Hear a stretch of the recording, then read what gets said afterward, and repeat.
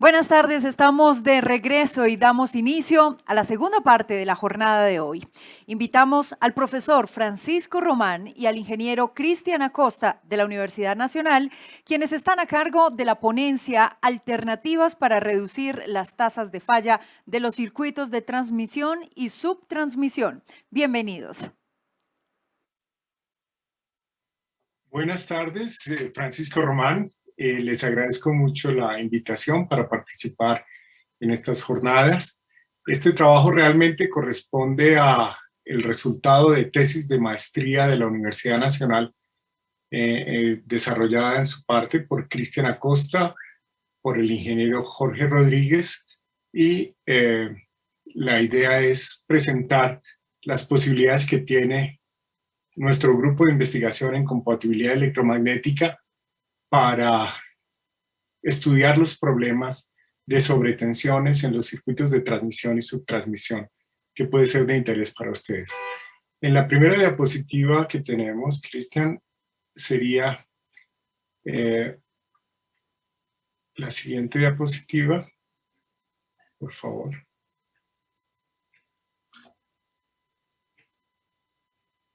Entonces, la agenda que tenemos es una pequeña introducción que la voy a hacer yo. Luego, Cristian toma el tema de los elementos para simulación, los resultados y las conclusiones. Bueno, la siguiente diapositiva nos muestra algunas simulaciones realizadas por el ingeniero, también máster en ciencias de nuestro grupo de investigación, José Roberto Cuarán. En esta vemos cómo en la parte superior están los dos conductores de guarda de la línea de transmisión y los conductores de fase van cambiando sus tensiones, y lo que se quiere mostrar acá es que los dos cables de guardia están haciendo un blindaje de la línea de transmisión. No se alteran los campos eléctricos que aparecen sobre los conductores. Y al lado se ve un rayo que desciende y el conductor de la derecha está iniciando un streamer ascendente, que se verá en la diapositiva siguiente. En esta diapositiva se ven las simulaciones hechas con el método SLIM, desarrollado por uno de nuestros colegas, Marley Becerra, profesor en la Universidad KTH en Estocolmo, en Suecia, donde se ve el método que nos permite ver cómo el rayo puede cambiar su dirección atraído por el streamer ascendente que está apareciendo sobre el conductor de fase, el conductor de tierra, perdón, del lado derecho de la línea de transmisión que veíamos anteriormente. Esto es para mostrar algunos de los temas en los que nos hemos involucrado y las posibilidades que tiene el grupo de investigación. La siguiente diapositiva nos muestra el tema de hoy, que es la coordinación de aislamiento. Realmente aquí lo que tenemos es una figura clásica de coordinación de aislamiento, incluso de la Westinghouse de hace muchos años, pero hay que mencionar algunas cosas interesantes. La curva 1, por ejemplo, es la característica voltaje-tiempo de un transformador. Esa línea que está indicándose ahorita realmente corresponde al 50% de probabilidad de disrupción de ese transformador. La curva 2 corresponde a una cadena de aisladores, la cual tiene también su propia característica tensión-tiempo. Y la 3 corresponde a la operación del pararrayos, el cual está cortando la onda de impulso de voltaje número 4 en un determinado punto. En la diapositiva siguiente vemos cómo realmente lo que estábamos viendo es solamente una fracción, el 50% de probabilidad de una región que va entre el 10 y el 90% de probabilidad, las cuales se pueden cruzar de tal forma que no se puede garantizar siempre que uno u otro objeto va a activarse inicialmente cuando aparece una sobretensión tipo rayo. Incluso el mismo pararrayos número 3 tiene también una región de probabilidad de operación. Bueno, esto es como generalidades sobre los pararrayos, y quisiéramos ver en la diapositiva siguiente pues la curva de operación de un pararrayos, un descargador de sobretensiones de óxido de zinc, Aquí lo que vemos en el eje horizontal son las corrientes que se le pueden aplicar y en el eje de las abscisas tenemos una tensión en kilovoltios. Para una corriente que tenemos aquí señalada como corriente de referencia, es el caso de 1 miliamperio, aparece una tensión de referencia. Esa tensión de referencia pues son las que dan realmente los fabricantes. Sin embargo, el pararrayos se está operando en una región que es esta que se indica, la región de operación continua, caracterizada por el MCOV, Maximum Continuous Operation Voltage. Además, en el lado extremo, en el lado derecho, vemos la corriente de descarga. Cuando el pararrayos opera, pues aparece un voltaje, ese voltaje de referencia. Este voltaje sería el voltaje residual que es transferido al objeto protegido. En este caso sería un transformador, por ejemplo. Listo, entonces nosotros queremos estudiar esta parte. Hemos estudiado esta parte, la primera parte de la curva, pero ya vista no en escala logarítmica, como está aquí la corriente, sino en escala lineal. Esto corresponde a la tesis de maestría del ingeniero Jorge Rodríguez, quien actualmente también es docente en la Universidad Nacional, y las pruebas que se hicieron con el generador de impulsos de corriente que tiene el laboratorio de ensayos eléctricos de nuestro grupo, de nuestro departamento de ingeniería eléctrica. Es un generador de impulsos de corriente que da hasta 120 kiloamperios. Y a mano derecha ustedes ven un esquema de la fuente de corriente de alta impedancia que patentamos en el grupo hace unos años. Con estos dos dispositivos hicimos un envejecimiento acelerado de los descargadores y se obtuvieron unos resultados interesantes, como se ve en esta siguiente diapositiva. Aquí, en la tesis de maestría del ingeniero Jorge Rodríguez, él tomó 6 pararrayos de distribución, los sometió a corriente alterna y se le fueron aplicando impulsos para ver su envejecimiento. Entonces, todo esto simultáneamente. Y vamos a ver algunas de las respuestas de envejecimiento de estos descargadores. Esta es la curva del descargador cuando estaba nuevo. Luego, cuando se le aplicaron 20 impulsos, su característica cambió. Uno pensaría que está mejorando, ya en 40 volvió a ser la original, pero si seguimos aplicando más impulsos, el ingeniero encontró que se va degradando el pararrayos y esto implicaría entonces que ya empieza a operar a una tensión mucho más baja y llegará el momento en que entraría en cortocircuito si no se desconecta. Veamos otro caso de otro descargador. Este es el descargador nuevo. Luego se le aplicó un impulso, luego un segundo impulso, un tercer impulso. Ya ven ustedes cómo se dañó completamente la característica, y un cuarto impulso nos muestra pues que este dispositivo ya está fuera de servicio. Esto lo podemos hacer en la universidad gracias al desarrollo de la fuente de corriente de alta impedancia y de las pruebas que desarrolló el ingeniero Jorge Rodríguez.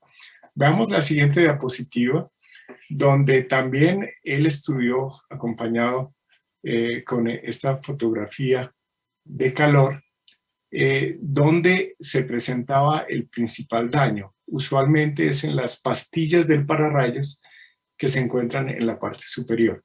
La idea es que este tipo de trabajos pueden desarrollarse directamente en las subestaciones si ustedes lo consideran necesario para estudios posteriores de estos temas de pararrayos.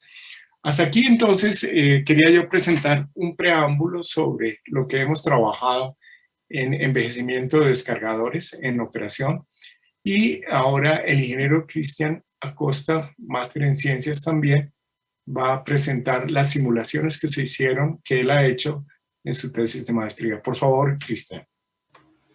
Gracias, profesor Román. Buenas tardes a todos los que están conectados. Muchas gracias por estar acá pendientes de nosotros, por escucharnos.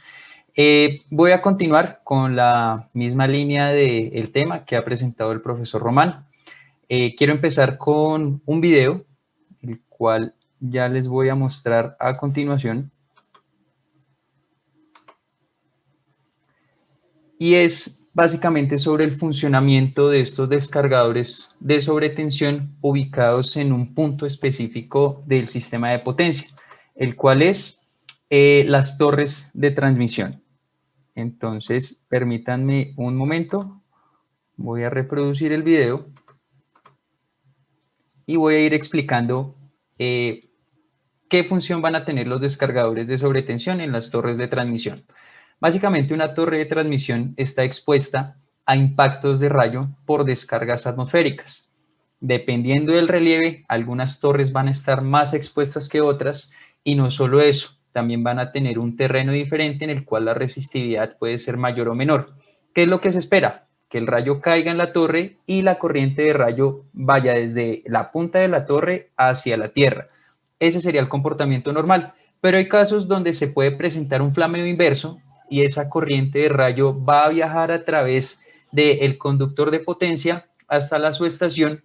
En la subestación el interruptor detecta esta corriente, realiza una apertura para despejar la falla. ¿Y qué sucede con esta apertura? Corte de servicio. ¿Qué es lo que se quiere con estos descargadores de sobretensión ubicados en estas torres? Evitar estos cortes de servicio, que se pueda garantizar la continuidad del servicio de energía eléctrica para los usuarios. Entonces, lo que propone en este caso la empresa BB es ubicar descargadores de sobretensión de la siguiente forma. Estos descargadores de sobretensión es como si estuvieran ubicados en paralelo a los aisladores, realizando la coordinación de aislamiento y ellos de alguna forma atrayendo la corriente de rayo. Entonces, en el momento que se supera una tensión crítica de flameo, el descargador de sobretensión va a llevar esta corriente de falla a través de la línea, pero como en las otras torres también hay de estos descargadores de sobretensión, ellos van a facilitar que la corriente del rayo se vaya a través de las otras torres. De esta forma, una vez cae el rayo, se disipa en el resto de las torres antes de que llegue a la subestación. Y de esta forma la subestación no va a haber la falla y no va a haber ninguna interrupción en el servicio. Esa sería la justificación de las simulaciones que les voy a presentar a continuación, simulaciones donde se muestran resultados de el montaje de estas líneas y cómo se comporta la corriente de rayo en estas líneas. Entonces, continuamos con los elementos para la simulación. Para realizar toda esta simulación, todo este análisis, ¿qué es lo que necesitamos? Entonces, lo primero, definimos una línea con un nivel de tensión. En este caso, para esta presentación que tenemos ahorita, vamos a mostrar una línea de 57,5 kilovoltios en AC. ¿Qué parámetros necesitamos conocer para caracterizar la línea? Parámetros básicos son la geometría de la línea, cómo están separadas sus conductores, sus aisladores, la altura del poste donde está ubicada en este caso la línea, el radio promedio del poste, y una vez teniendo estos parámetros, los podemos ingresar en esta ecuación que está acá, la cual se conoce como la fórmula de Jordan. Varios autores recomiendan esta ecuación para líneas que no son de alta tensión, sino para el nivel de tensión que tenemos acá. E ingresando estos parámetros, vamos a tener una impedancia característica para cada uno de los postes de 275 ohmios. Ahora, ¿qué hacemos con esta impedancia? Esta impedancia se ingresa en el programa ATP de la siguiente forma. Utilizamos este elemento, ingresamos el valor de impedancia y le ingresamos la longitud de cada uno de los tramos. Según vemos aquí a la izquierda, tenemos longitud dependiendo de la línea que escojamos y esa es la longitud que ingresamos en los tramos. ATP tiene una función la cual nos permite reducir una cierta cantidad de elementos que tengamos para que el ambiente de simulación sea más amigable, sea más cómodo de visualizar, y aquí lo que hacemos es reducir estas impedancias y agruparlas en este pequeño elemento con sus nodos de conexión. Adicional a esto, a cada uno de los postes o cada una de las torres tenemos que agregarle una resistencia de puesta a tierra, una resistencia que la vemos aquí en este esquema, y la vemos acá en la simulación. Esa resistencia de puesta a tierra, según el RETIE, podemos tomarla con un valor de 20 ohmios, ya que en el artículo 15.4, en una de las tablas que está en este artículo, nos da valores típicos dependiendo del punto donde nos encontremos en el sistema de potencia. Entonces, para esta simulación elegimos 20 ohmios. Lo siguiente, el modelo del aislador. El modelo del aislador puede ser algo realmente sencillo. Para este caso vamos a utilizar un capacitor en paralelo con un interruptor controlado por tensión. El valor del capacitor va a ser de 10 picofaradios, es un valor típico que se utiliza para modelar aisladores, y la tensión que vamos a utilizar para que el interruptor se cierre en caso de que detecte un flameo va a ser de 360 kilovoltios. Estos 360 kilovoltios salen de la tensión crítica de flameo de un aislador para 69 kilovoltios, es decir, para la línea que estamos utilizando. Este valor se comprobó con la información que encontramos en el estándar IEEE 1243 de 1997, en el cual nos dan esta ecuación para hallar la tensión de flameo, la tensión de impulso de flameo ante cualquier onda de tensión que vaya a recaer en el aislador. Los parámetros de ingreso acá son el tiempo de la onda de rayo en microsegundos, que es este parámetro que tenemos acá, y la longitud del aislador en metros. Para este caso, el aislador va a ser de 0.795 metros. Cuando nosotros ingresamos estos parámetros en la ecuación y verificamos la tensión crítica de flameo con esta ecuación, vamos a darnos cuenta que es de 360 kilovoltios. Es decir, este dato ya está también comprobado por este lado. Ahora, ¿qué otro parámetro necesitamos conocer? Los parámetros del conductor, tanto el conductor de potencia como el conductor de guarda. Básicamente, ¿qué es lo que necesitamos? ¿Qué es lo clave? ¿Qué es lo que nos pide ATP para hacer la simulación de la línea? Son estos elementos: el diámetro exterior de cada uno de los conductores y la resistencia por kilómetro. Entonces, estos son parámetros que necesitamos conocer para ingresar en ATP, y además de eso, también necesitamos conocer la longitud de la línea. En este caso, asumimos que la longitud de la línea es de 2,8 kilómetros. El siguiente elemento, el modelo IEEE del descargador de sobretensión. Entonces, este modelo, ¿qué tiene de especial? Es un modelo que es dependiente de la frecuencia, es decir, que va a distinguir entre frentes de onda rápidos o lentos, y dependiendo de si el frente de onda es rápido o lento va a tener cierto valor de resistencia o va a tener cierto otro, y se utiliza para modelar descargadores de sobretensión en media tensión, que es el caso que estamos analizando acá. Los elementos, los parámetros de ingreso que necesitamos para este modelo son los siguientes. L0 es una inductancia asociada a campos magnéticos alrededor del descargador. R0 es una resistencia que se usa para darle estabilidad numérica a la simulación y tener resultados coherentes. C es la capacitancia entre las terminales del descargador. En este caso, como tenemos una señal AC, ella es la que nos va a dar la corriente de operación continua, la cual mencionaba el profesor Román hace un momento.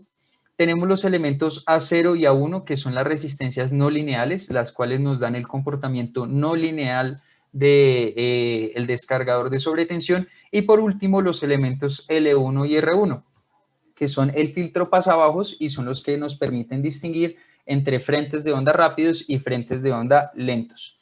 Bien, ahora, ¿qué es lo clave acá para mirar? Este elemento A0 y este elemento A1.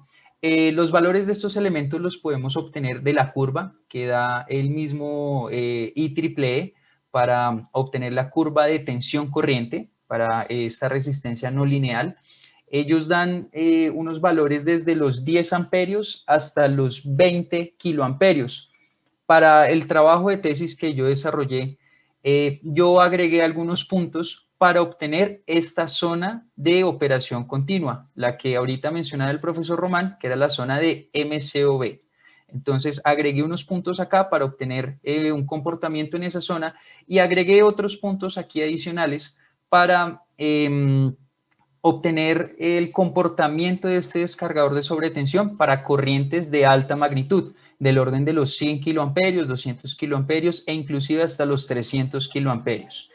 Listo, una vez tenemos todo esto modelado, Acá igualmente, también como se hizo con el poste de los 57,5 kilovoltios, podemos comprimir este elemento y manejarlo en un elemento de 2 terminales, que sea más cómodo para el usuario al momento de simular. Ya una vez teniendo todo esto, podemos ver el modelo completo de simulación. ¿Qué elementos vamos a destacar acá? Vamos por orden. Entonces, lo primero que vimos, que fue el poste.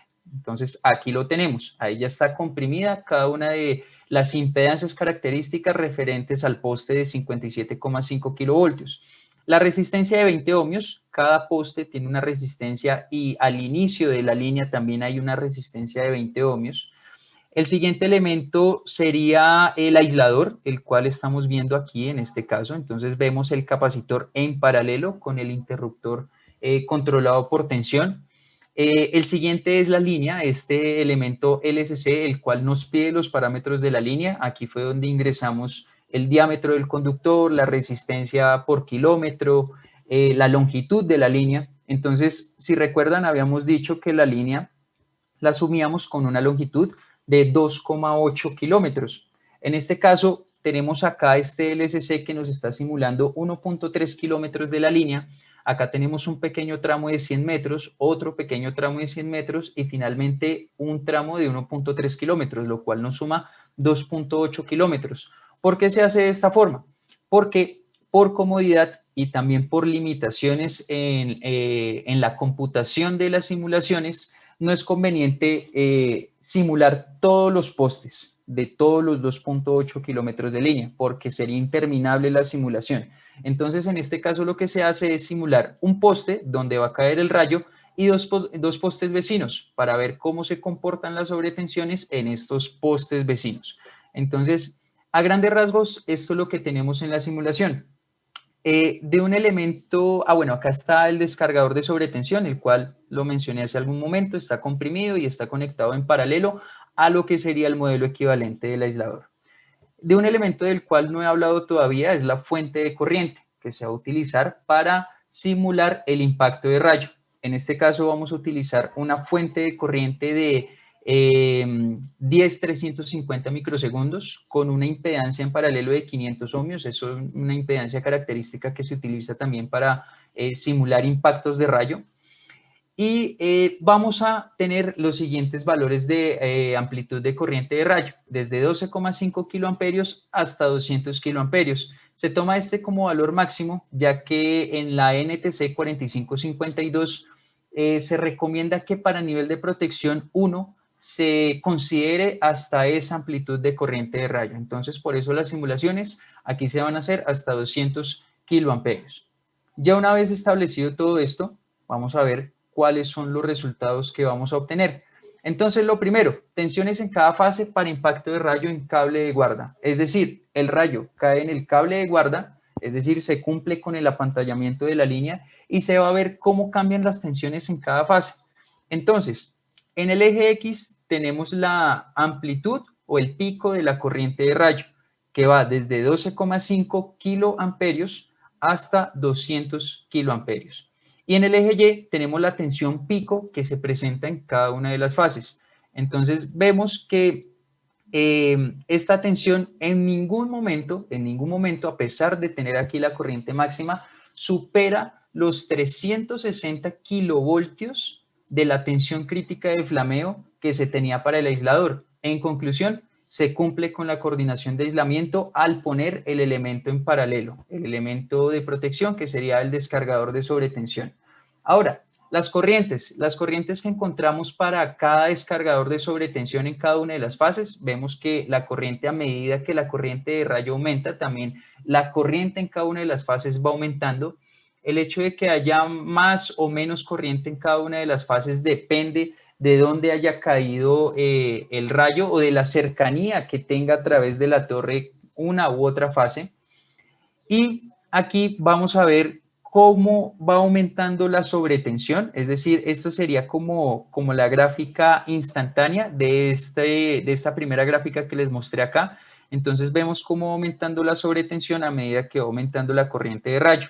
Este sería el resultado para 12,5 kiloamperios, este para 25 kiloamperios, este para 50 kiloamperios, este para 100 kiloamperios y finalmente para 200 kiloamperios. Vemos que a medida que aumenta la corriente de rayo, también va aumentando la sobretensión, pero siempre garantizando que no se superan los 360 kilovoltios de la tensión crítica de flameo del aislador. Bien, estos son los resultados para una línea de 57,5 kilovoltios en AC. Estas simulaciones inicialmente se hicieron para una línea de C en el trabajo de tesis que desarrollé con el grupo de compatibilidad electromagnética bajo la dirección del profesor Román. Entonces se hizo inicialmente para una línea de 500 kilovoltios en DC. Esta simulación fue un poco más larga. Acá sí incluí más detalles porque había un alcance mayor en cuanto a cómo afectaban el impacto de rayo a las torres vecinas. Entonces acá podemos ver que en total yo tenía 9 torres en la línea. Aún así no simulé todas las torres que realmente tendría una línea HVDC porque sería interminable la simulación. Y acá, a grandes rasgos, se tienen prácticamente los mismos elementos que les mostré hace algún momento. ¿Cuál es la gran diferencia con respecto a la línea C? Es el descargador de sobretensión. Aquí la mayoría de los autores lo definen en español como descargador de línea. Este descargador de línea se compone de 2 elementos principales, los cuales son el descargador de sobretensión que ya vimos hace un momento y un gap de aire que la función que tiene este gap de aire es extinguir la corriente subsiguiente o la corriente que se mantiene a raíz del impacto de rayo en la línea. Recordemos que al ser una línea de C no va a tener instantes por donde la tensión pase por cero.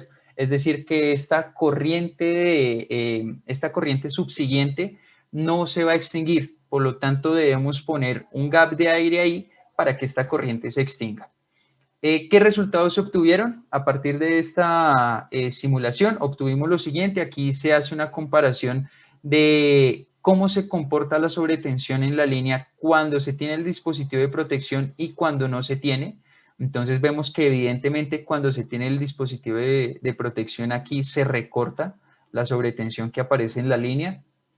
Acá vemos también la corriente que absorbe el dispositivo de protección. Es una corriente que aumenta de forma lineal a medida que aumenta la corriente de rayo, y también tenemos un dato de energía, que la energía aumenta de forma polinómica.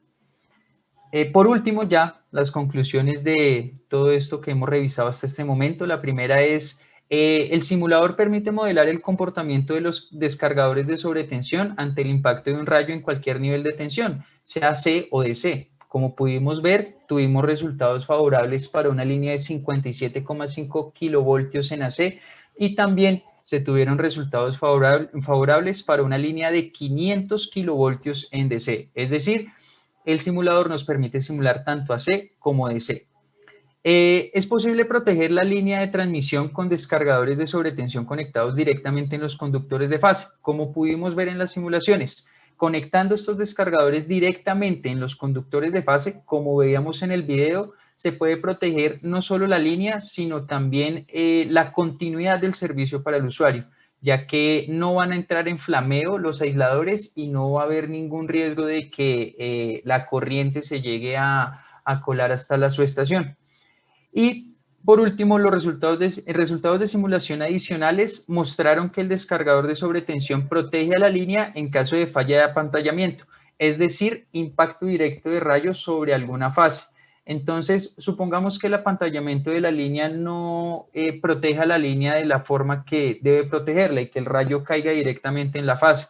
Aún así, aún el rayo cayendo directamente en la fase, el descargador de sobretensión conectado directamente en la fase protege la línea, ya que no permite que el aislador entre en flameo, en este caso. Estas son las referencias. Muchas gracias por su atención. Muchísimas gracias.